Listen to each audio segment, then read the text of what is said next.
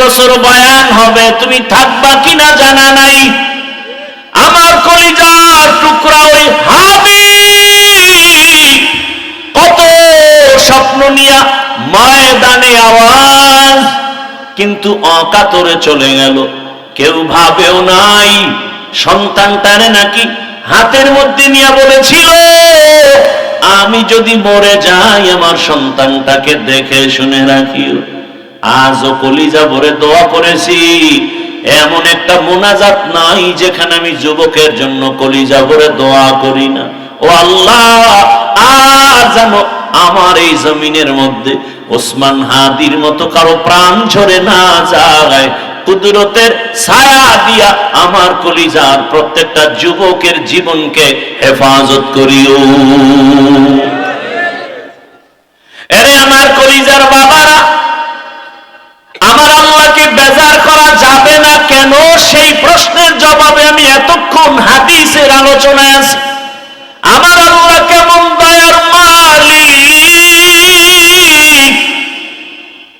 সারা জীবন বয়ান করলে শেষ করা যাবে না। ওরে তুমি ঘুমাইতেছো রাতের বেলা, আল্লাহ যদি সজাগ করে না দেয় কেমনে সজাগ হইবা? আমার আল্লাহ সজাগ করে দিতেছে।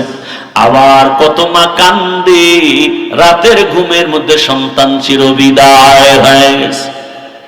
ও আমার যুবক,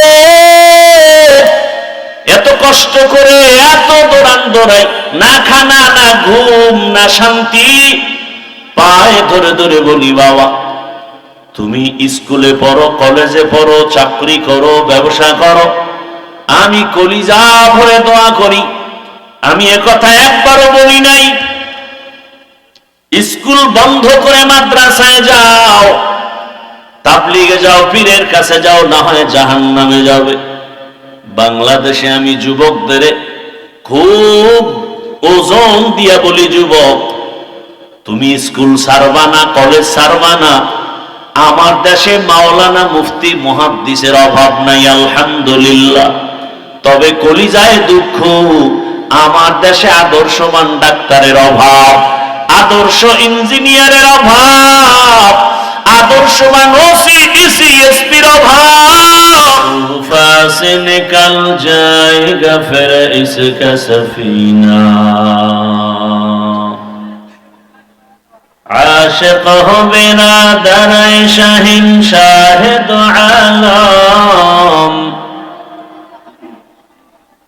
आशिक हो बिरादर शहंशाह दो आलम, मिश्कों से ज़्यादा मुबारक जिसका पसीना, मिश्कों से ज़्यादा मुबारक जिसका पसीना, कर दिल में तरफ हो मेरे आका का ज़ियारत, कर दिल में तरफ हो मेरे आका का ज़ियारत, एक आन में आए नबी दिखला दे मदीना, एक आन में आए नबी दिखला दे मदीना, ला इलाहा इल्लल्लाह, ला इलाहा इल्लल्लाह, ला इलाहा इल्लल्लाह, ला इलाहा इल्लल्लाह, ला इलाहा इल्लल्लाह, ला इलाहा इल्लल्लाह, ला इलाहा इल्लल्लाह, ला इलाहा इल्लल्लाह, ला इलाहा इल्लल्लाह। সবাই মহব্বতে লা ইলাহা ইল্লাল্লাহ, লা ইলাহা ইল্লাল্লাহ। সাউন্ড স্পষ্ট হয় না কিন্তু। লা ইলাহা ইল্লাল্লাহ, লা ইলাহা ইল্লাল্লাহ। ইল্লাল্লাহ লা ইলাহা ইল্লাল্লাহ মুহাম্মাদুর রাসূলুল্লাহ।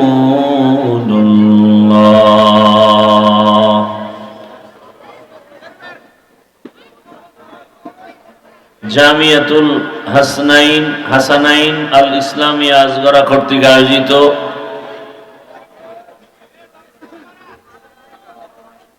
বাৎসরিক ওয়াজ মাহফিল 19 ডিসেম্বর 2025। এই ভলান্টিয়ারের লোক, এই লোক সবগুলো বসাই দেন তো।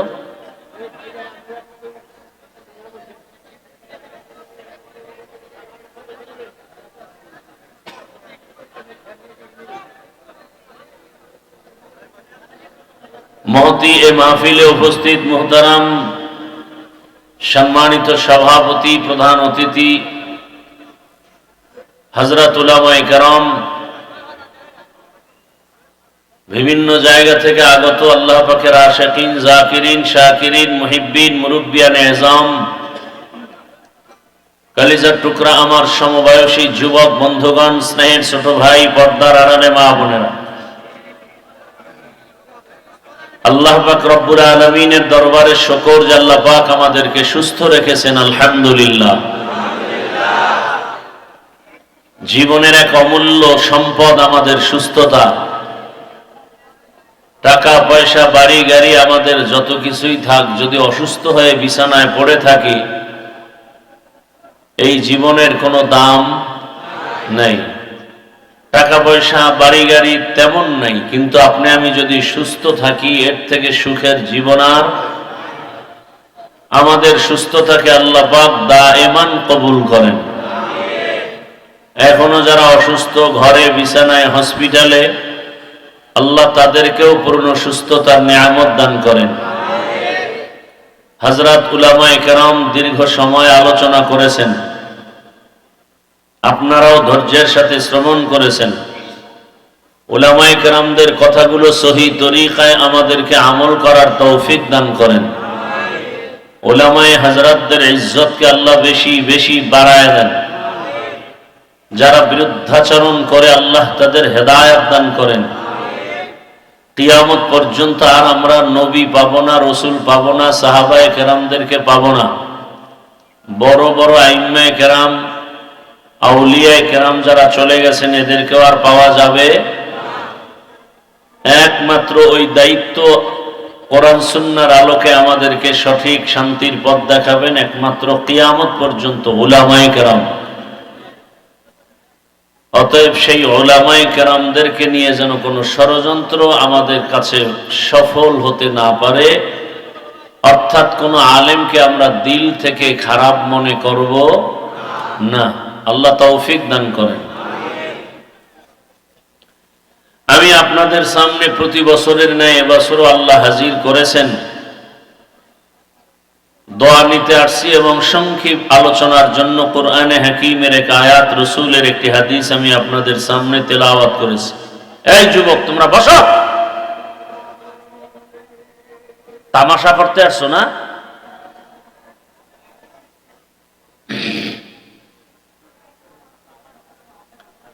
আল্লাহ পাকে মাহফিল কবুল করেন, আয়োজনকারী সহযোগিতাকারীদেরকে আল্লাহ কবুল করেন। বিশেষ করে আপনাদের এই এলাকার গৌরব, রত্ন, বাংলাদেশের উল্লেখযোগ্য উলামায়ে কেরামদের সাথে যার কলিজার সম্পর্ক, যার অবদান, যার অক্লান্ত পরিশ্রম এবং দিল ভাঙ্গা, হাড় ভাঙ্গা মেহনতে আজকের এই বেহেশতের বাগান। আজকের এখানে অনেকজন হাফেজে কোরআনের মাথায় পাগড়ি প্রদান করা হলো। দোয়া করি আল্লাহ হাফেজে কোরআনদেরকে কবুল করেন, আল্লাহ মাদ্রাসাকে কবুল করেন। এই সুন্দর বাগানকে আল্লাহ কিয়ামত পর্যন্ত কবুল করেন। যার অক্লান্ত পরিশ্রম আর মহাব্বতে উলামায়ে কেরাম আসেন, আপনারাও আসেন। ডান বাম তাকান না। সে হাজী সাহেব, আপনাদের পরিচিত ব্যক্তি জনাব আলহাজ আব্দুস সালাম ফকির সাহেব, আল্লাহ পাক তার হায়াতে, ইজ্জতে, রিজিকে বেশি বেশি বরকত বাড়ায় নেন, সুস্থতার নেয়ামত দান করেন, মৃত্যু পর্যন্ত যেন দ্বীনের খেদমত করে যেতে পারেন সে তৌফিক আমার আল্লাহ তাকে দান করেন। সমস্ত পেরেশানি আর মুসিবত থেকে আল্লাহ কুদরতের দ্বারা হেফাজত করেন। আমি যে আয়াত পড়েছি, হাদিস পড়েছি, তরজমাটা বলি, তারপরে কিছু ব্যাখ্যা। তৌফিক দিবেন কে? আল্লাহ। আল্লাহ তাআলা বলেন,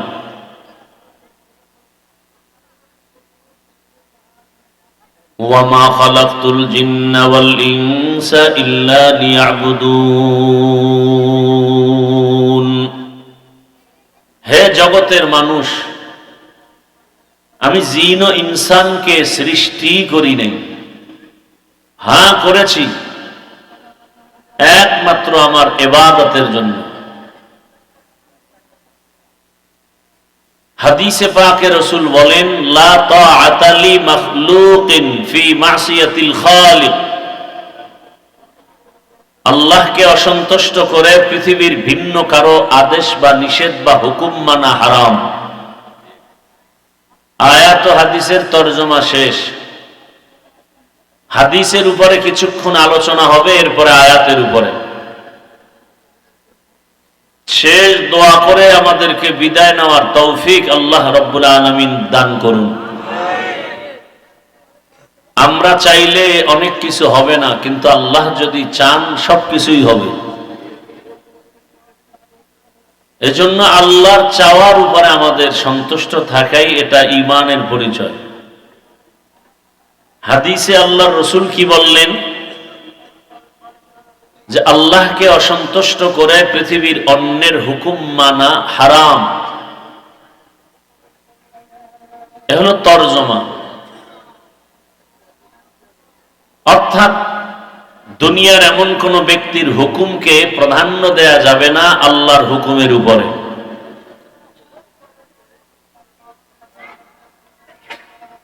যেমন ধরে নেন, আমরা পর্দা করি না, কিন্তু পর্দা করলে আল্লাহ বেজার হবেন, ভিন্ন দিকে আমার আত্মীয় স্বজন বেজার হবে। আমরা অনেকেই আল্লাহ বেজার হলো কিনা এই চিন্তা নাই, আত্মীয় যেন বেজার না হয় সেই ক্ষেত্রে পর্দা লঙ্ঘন করে চলি। বড় কঠিন হালাত। আল্লাহ রাব্বুল আলামিনের হুকুমকে অমান্য করে ভিন্ন ব্যক্তির হুকুমের গোলাম যদি কেউ হয়ে যায়, তার দুনিয়াও বরবাদ, আখিরাতও বরবাদ।